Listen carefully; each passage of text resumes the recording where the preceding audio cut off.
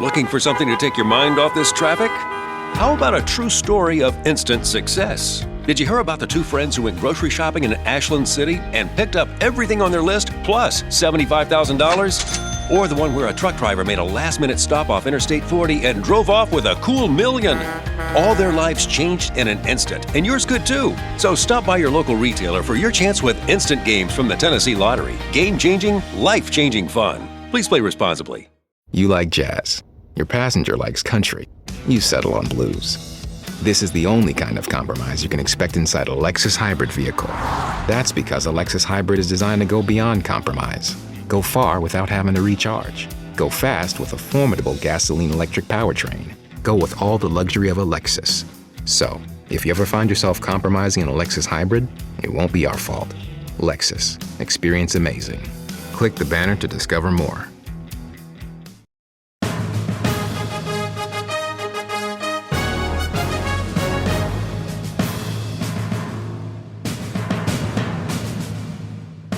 Thank you for taking time out of your day to listen to our podcast. This is iCompete, Building Your Empire with John Hewitt, live from the castle. Hi, I'm Roberta Barrett. I'm John Hewitt's producer. You might be asking, who is John Hewitt? Well, he is the Hewitt in Jackson Hewitt Tax Services. If you want to find out more about John Hewitt and what he's currently doing, go to loyaltybrands.com. That's loyaltybrands.com, or find John T. Hewitt on LinkedIn or Facebook. John Hewitt's made over 1,000 millionaires, and you could be the next one. Here is your host, John Hewitt. Thank you, Roberta. I want to welcome Steve Rafsky to our program, and I'll let Steve tell you about his career and that we hear from the horse's mouth. Steve, can you start your career from the time you got out of school for me?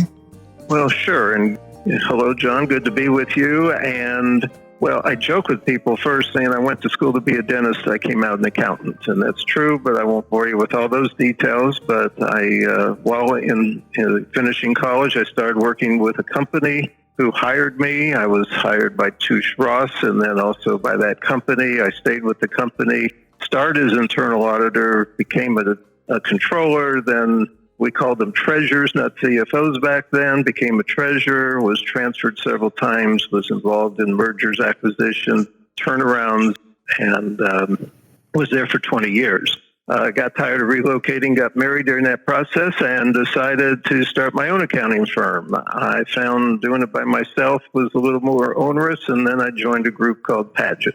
Within a couple of years, Padgett was having trouble. I became the CEO of that company, and was losing seven figures, had a lot of debt. It's a franchise model of accounting and tax services. We turned it around. We turned into a conversion model, grew it to over 300 offices, became very profitable, debt-free. And the thing I had the most fun, though, is helping accountants like I was, who are entrepreneurial, become a true annuity value business builder. So that's where my first 45 years of my career was, 20 years with the first company and 25 years with the second. Awesome. Well, let's talk about what type of company Padgett is. When you started with them, how many locations did they have? We had about 200 when I took over. The interesting thing is, even though we grew to 300, the company was a seasoned company. It was over 30 years old at that time, and a lot of people were ready for retirement. So even though we only grew from 200 to 300 offices, we actually brought in over 300 new franchisees. And in what period of time? The major part of that growth was in a 10-year period of time because we had to come up with succession plans for so many. Now, Padgett is in how many countries? 2 countries, the United States and Canada. The company is in all provinces in Canada, and when I left, it was in 48 states. And can you tell me the breakdown in income between accounting, consulting, tax, other services? Well, that's interesting because that's changed a lot over the years. When I got started with it, it was heavily taxed. 70-ish% of the income came from tax. The rest was accounting and payroll. As the marketplace changed and consultative services became where people were and the commodity of accounting has changed, accounting has become more of a commodity than a service. If you look at the model today, Tax is roughly 50%. There's always going to be a big tax component. Accounting type things has become very small, and consultative services is almost the other half. So when did that change? When did it begin to change? Over the last decade, we saw a clear change from delivering P&Ls to delivering advice. And where did you rank in size in your niche? We were number one, which is where we like to be. Now, how many accounting firms are there in the country, approximately? Over 40,000. And out of the 40,000, there's several niches, right? One niche would be right. That's the large auditing firms. And attestation. Okay. So what would you describe your niche? How does it differ from the mom and pops for the Final Four? How does Paget describe its niche in the industry? Our niche is the small business owner. Our full focus is servicing small business owners. We became the largest firm in the United States servicing small business owners. So that was our niche. And what's a small business by Paget's definition? So my definition of a small business has nothing to do with revenue. And that's, I'm going to answer it with a non-answer, and then I'll give you an answer. So first of all, government says that a small business is a business doing under $50 million.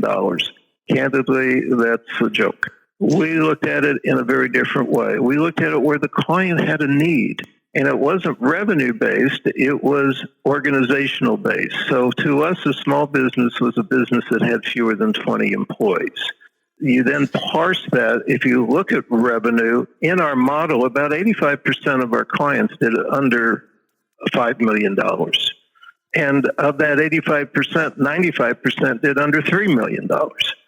So there's a big change from $5 million to $8 million. By the way, of that other 15%, almost all of it was under $10 million. So 99% were under $10 million. Most were under $5 million. Correct. And okay. Almost all had fewer than 20 employees. And what do you know what percent had no employees? I don't know the exact percent, but there was a significant number of sole proprietors. I would say it was 10 to 15%. It wasn't 25 or 30, but it was easily 10 to 15%. Now, back before the turn of the century, companies just needed bookkeeping, accounting, payroll, tax. And in 2021, what other services are the hottest, latest need? Let me first say that small businesses today still do need accounting, P&Ls, and the like. What has changed is with technology and the consumer and the knowledge that a small business person has today, the education that that person has. They need someone to validate their books. They don't need someone to do it. So in today's model, accounting, tax, P&Ls, reporting, that is an automatic part of the model. It's something that we assume we're going to clean up. What has changed is today's client wants validation that what they're doing is right for their business goals. Advisory services of helping them stay focused on running their businesses and seeing what's coming down the pike tomorrow, not what happened last month, is what has changed in our industry. And by the way, most accountants still haven't changed. You mean that most of the competitors haven't changed? Correct. Most of our competitors are still in a commodity mode, not an annuity value mode. So that's a differentiator. Well, what are the differentiators between Paget and the rest of the mom and pops? Well, several things. First, technology. To build a true scalable business today, you have to have all the tools that not only you need to run an efficient office, but that you can communicate and deliver product and services to your clients and integrate it from A to Z. So first is technology. Second is a way to grow. And when you're part of something bigger than yourself, you can invest better into growth models. And growth not only includes adding clients, but also adding revenue per client. So when you're in the weeds and you don't see your own business, you can't focus on how to improve it as much. When you're part of something bigger, we can show someone how to turn a practice into an annuity value business. Awesome. some time ago, you left pageant. And when was that? Almost 3 years ago, a little over 2 years ago. And what have you been doing since? Well, I thought I was going to be traveling and doing things with my wife, and then I met this guy, John Hewitt, a few years ago, and I learned about your project, John, and I got excited, and here we are building a new company together. You know, one of my franchisees at Jackson Hewitt, she would come down for a convention each year and she'd go home with another franchise. So she grew from 1 to about 10 offices. And her husband fondly called me a snake oil salesman because she would always come back from convention with one more franchise. Let's talk about Ledgers and what kind of software does Ledgers use? Well, I mentioned earlier, one of the advantages of a firm being part of something is having all the technology solved. So Ledgers has a complete technological solution, starting with what you need to run the business. We have gone to Thomson Reuters, which is the Cadillac in the industry. Most accountants, frankly, because of the cost, is why they don't go there. We negotiated a very attractive deal for our franchisees, and frankly, it was a good enough deal that we included in our fees. But that aside, everything from portals to document storage, to ways to move documents back and forth to customers, to being able to manage the workflow. And then, of course, there's the tax products itself. We use UltraTax, which is fully integrated with our accounting system. We did adapt to QuickBooks for the client level system because 90+% of the clients are already there. There's no need to retrain the client. The need is to keep them up to date, and we use technology for that. The days of getting cash receipts and things are gone. We have totally automated the process. If one of our clients has a cash receipt, they take a picture and it's automatically matched. So everything from client bookkeeping all the way to the tax return is all integrated, all compliant, and all web-based. That's awesome. And what's the cost for each franchise? Their cost, it's included in their royalty stream, so there is no cost to them. We have been able to accommodate it in the way we do business. That's incredible. And now, in your role at Loyalty Brands, the parent of Ledgers, you're in charge of negotiating. I've watched you negotiate great deals. And I'd like to spend a few minutes with you giving us what are the basics of negotiating? Well, there's several things that I've learned over the years that have to be true if you're going to succeed. The first is it's got to be something that's a win-win. You can't be trying to negotiate to hurt the other side. And so you start with the premise that it's good for you and good for them. And if you start with that, you can usually work out a good deal.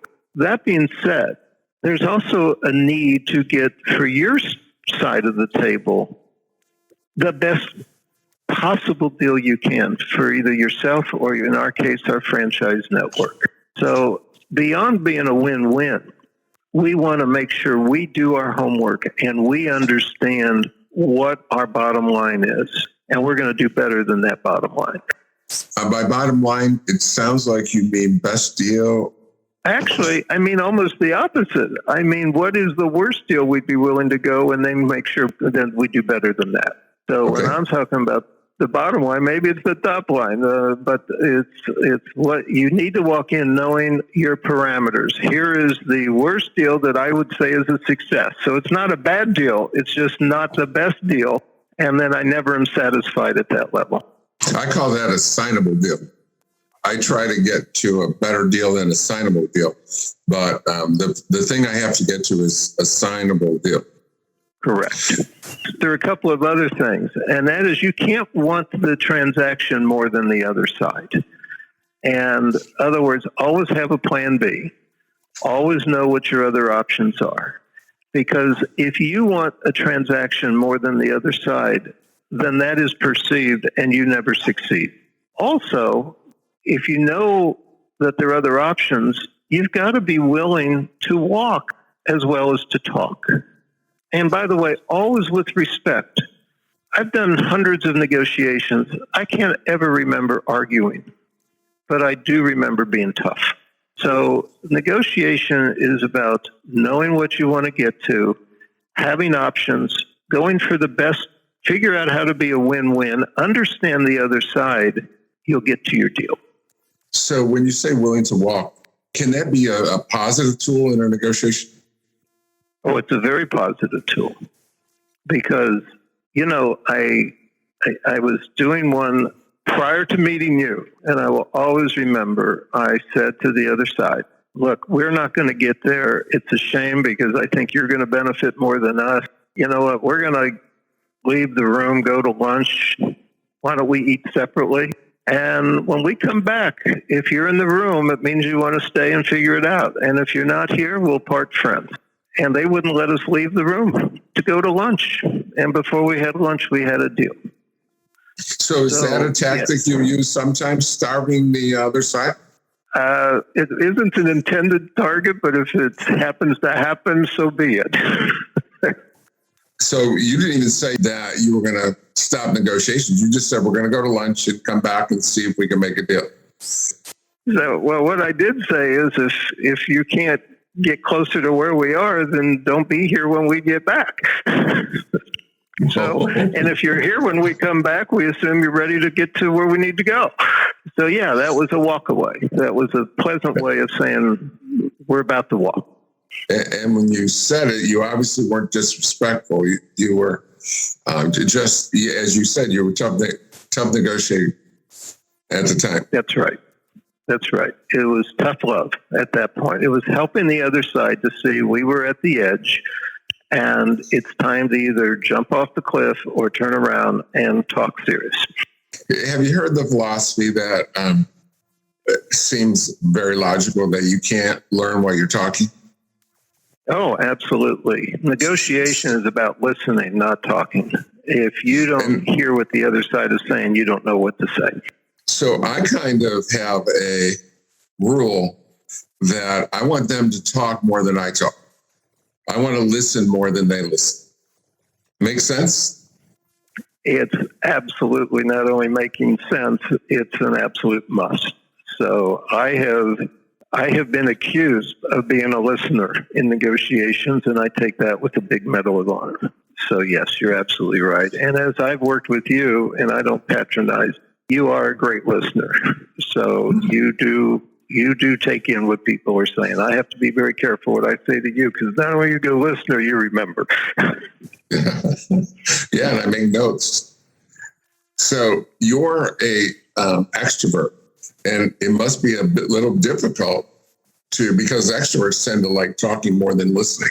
So you must have to put on a special persona during the negotiations. That's not your typical style. Well, it's interesting you say that. Growing up, I was a true introvert. And then I started doing public speaking to come out of that introversion, if that's a word. And I find it very easy when I need to become an introvert again. So I do find it easy. I believe getting to the goal is the important thing. And keeping my mouth shut helps me get to the goal. Is there any typical time frame of a negotiation that you like to strive for? A month, 3 months, a week? And I understand it's got to be different for different situations. Let's say you're having a negotiation with you. We talked earlier about the incredible software that we offer at Ledgers for no additional fee. If you're negotiating with a big vendor, I mean, Thomson Reuters, would you say they're top 3 most excellent packages in accounting software in the country?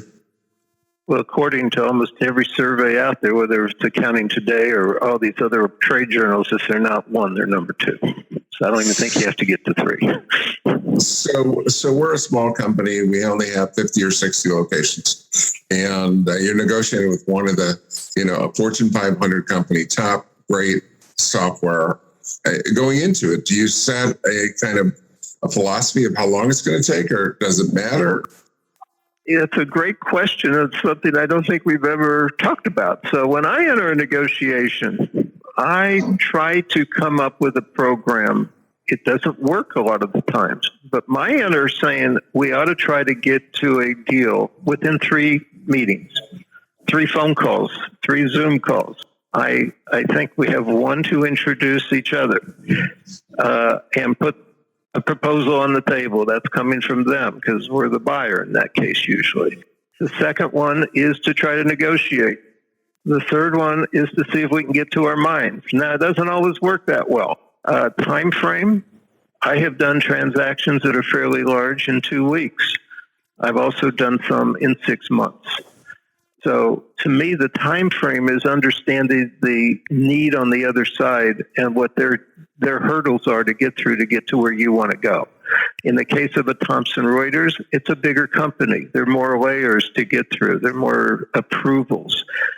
Believe it or not, though, that was not a long process. We did that, and maybe because of other things we've done with them, but we did that in less than 2 months.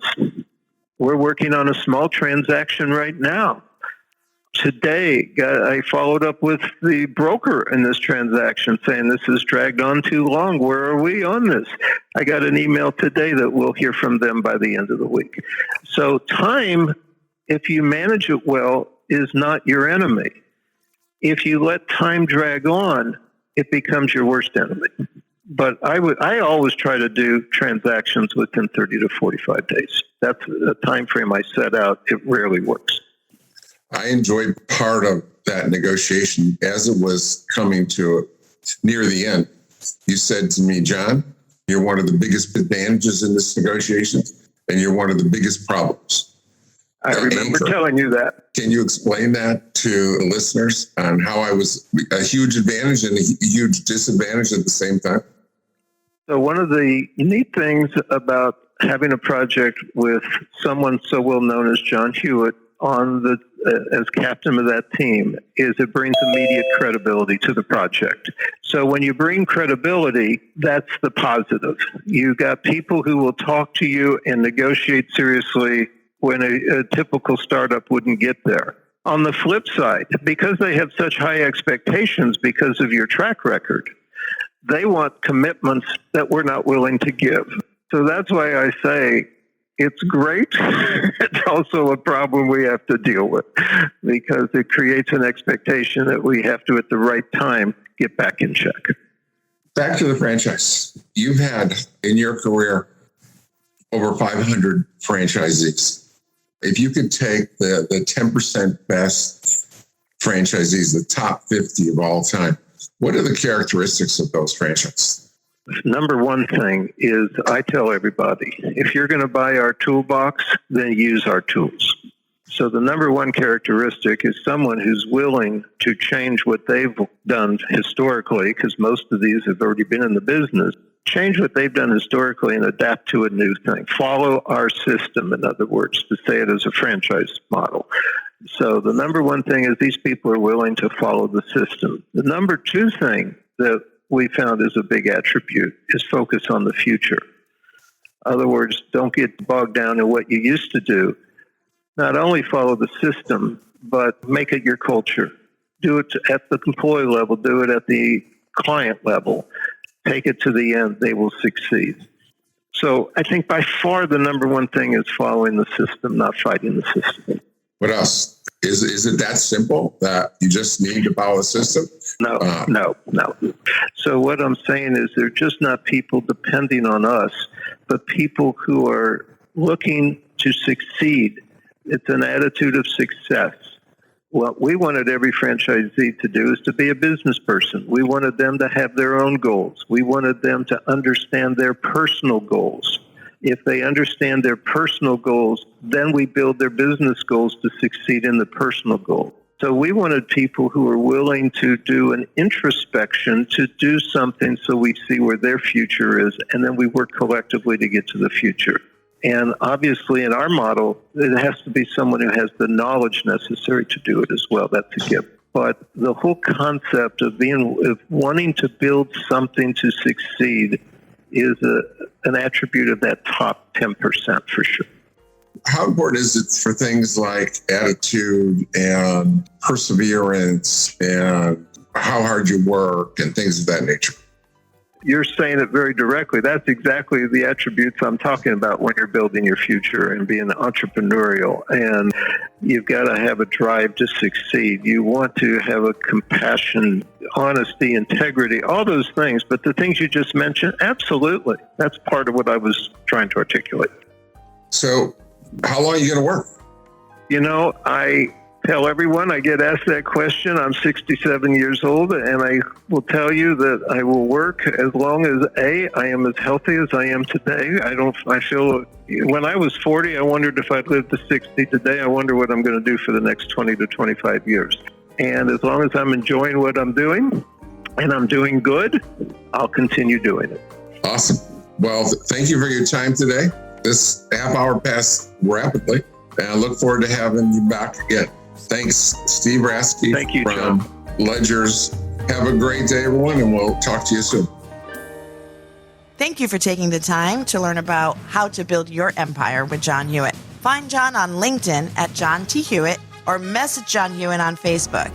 This is iCompete, live from the castle, building your empire with John Hewitt. Don't miss new episodes every Monday by subscribing on Apple Podcasts, Spotify, cpnshows.com, or wherever you listen to podcasts. Until next time, this was iCompete, building your empire with John Hewitt.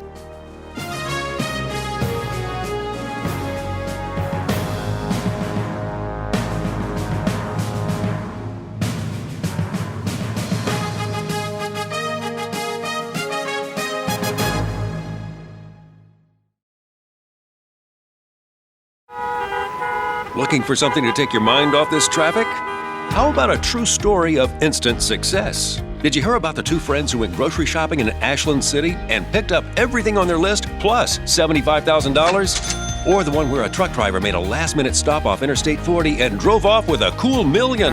All their lives changed in an instant, and yours could too. So stop by your local retailer for your chance with instant games from the Tennessee Lottery. Game-changing, life-changing fun. Please play responsibly.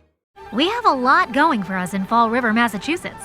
Historic charm, great bird watching, and an Amazon warehouse. MJ works there. She got healthcare on her first day. For me and my kids. They're a big birding family. Jose is doing a free tech program. His career is about to take off in software development. Full and part-time employees are spotting opportunities like these all across the country. Good for employees, good for Fall River. Amazon, every day better.